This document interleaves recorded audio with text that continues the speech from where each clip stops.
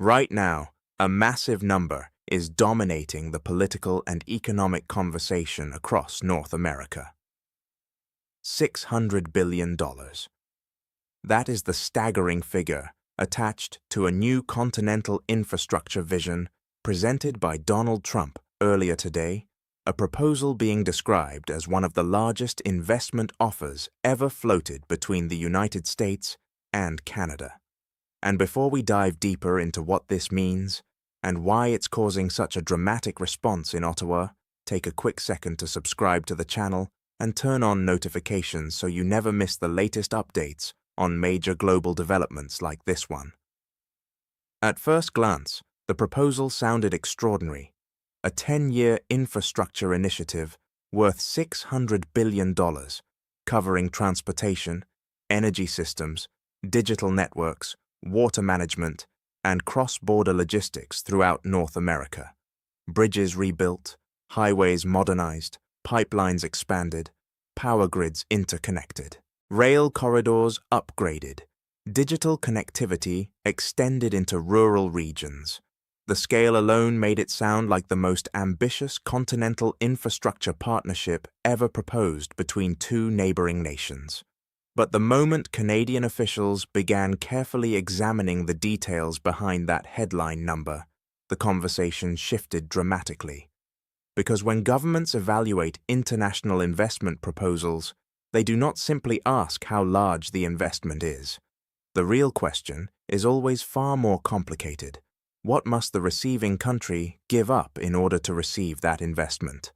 A $600 billion figure can sound like generosity. It can sound like opportunity. It can sound like the kind of bold economic vision that transforms entire regions. Yet behind every international infrastructure proposal lies a deeper structure. Governance rules, procurement standards, regulatory conditions, and political commitments that determine who truly controls the projects once they are built. And that is exactly where Canada's concerns began. The plan released this morning came in the form of a detailed 78-page document titled The North American Infrastructure and Economic Integration Framework.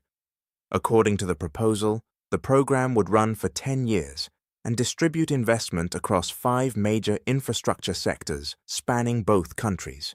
Transportation projects included highway modernization programs, major bridge reconstructions, and expanded rail corridors connecting key trade routes across the border. Energy development included pipeline expansion, integrated power grids, and new export terminals for liquefied natural gas. Digital infrastructure investments promised broadband expansion into remote areas on both sides of the border. Water management initiatives targeted shared watershed systems and aging infrastructure around the Great Lakes. Finally, border modernization projects aimed to upgrade crossings and logistics hubs at some of the busiest trade corridors in the world. At the surface level, it looked like a compelling vision. Both the United States and Canada face significant infrastructure deficits, with aging transportation networks and energy systems that economists have warned for years require major modernization. Many experts have long argued that coordinated investment across North America could strengthen supply chains, improve energy reliability, and boost economic growth on both sides of the border. But as Canadian officials studied the fine print, they discovered something far more complex. The proposal included the creation of a new governing body called the North American Infrastructure Commission. This commission would oversee project approvals, contractor eligibility, material sourcing rules, and construction timelines across the entire $600 billion investment plan. And here was the key detail. Under the proposed structure, the United States government would hold effective veto authority over major commission decisions. That meant American officials could influence which projects moved forward, which companies qualified for contracts, and how infrastructure assets funded under the program would ultimately operate. Another condition raised serious concern in Ottawa: procurement rules. Projects in Canada funded through the framework would be required to follow Buy America standards. In practical terms, that meant many construction materials, equipment components, and industrial supplies would need to come from American manufacturers in order to qualify for program funding. For Canadian policymakers, that raised a critical question. If Canadian infrastructure projects must rely on American suppliers, where do the economic benefits of those investments actually flow? Energy infrastructure raised yet another sensitive issue.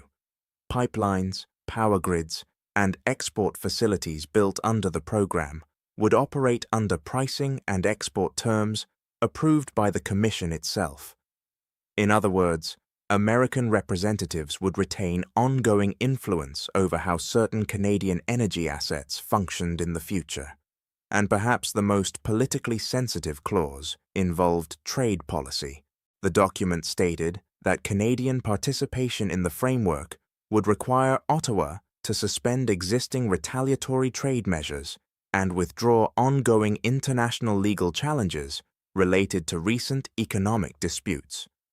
In simple terms, Canada would receive major infrastructure investment, but only after stepping back from its current trade defenses. Once these conditions became clear, Canada's response developed rapidly. Within hours of the proposal becoming public, senior Canadian economic and legal advisors gathered in Ottawa to analyze the framework. By early afternoon, the country's leadership was ready to address reporters. The response was measured, detailed, and unmistakably firm. Canada acknowledged that the scale of the proposed investment was significant and that the need for infrastructure modernization across North America is very real. Officials emphasized that Canada remains open to meaningful infrastructure cooperation with international partners, but they also made one point crystal clear. Any partnership must respect the sovereignty and equal decision-making authority of both nations involved. Canadian leaders argued that the governance structure outlined in the proposal did not represent an equal partnership. Instead, they said it effectively placed Canadian infrastructure projects under a decision-making framework where American officials held disproportionate authority. They also criticized the procurement requirements, saying that forcing Canadian projects to prioritize American suppliers would redirect much of the economic benefit of those investments south of the border. Energy regulations, they argued, would leave Canada with long-term limitations on how its own infrastructure assets could operate. Then came the announcement that changed the entire conversation.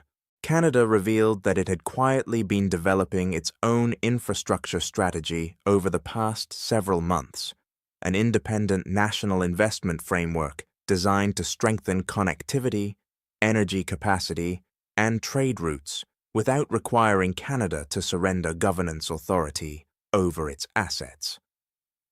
That plan totals approximately $340 billion over the next decade. It focuses on 4 major priorities: expanding infrastructure in Canada's northern regions, increasing capacity at major Pacific and Atlantic ports, modernizing clean energy transmission networks across provinces, and developing cross-border transportation projects built through bilateral agreements that grant equal governance authority to participating nations. Canadian officials also disclosed that several international partners have already expressed interest in supporting parts of the initiative, including governments and financial institutions from Europe and Asia.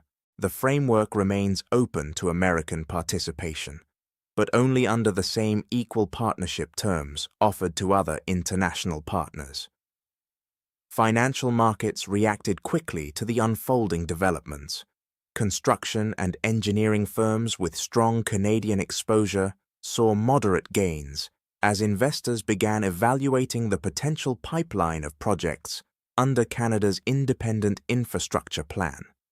At the same time, some American materials suppliers saw declines after it became clear that Buy America provisions might not apply to Canadian projects if the original proposal fails to move forward. In Washington, reactions have been mixed. Some officials believed the $600 billion figure would be large enough to overcome Canadian objections. Others are now questioning whether the governance conditions built into the proposal were politically realistic from the start. Several possible paths now lie ahead. Negotiations could still reshape the framework into a genuinely bilateral infrastructure agreement with equal authority for both nations. Alternatively, Canada may continue developing its independent program with international partners, potentially creating new trade routes and energy networks that operate outside American-led infrastructure systems. There is also a broader possibility emerging that Canada's alternative framework could attract significant global investment, turning the country into a new hub for international infrastructure collaboration connecting North America, Europe, and Asia. For now, the central lesson from today's developments is simple.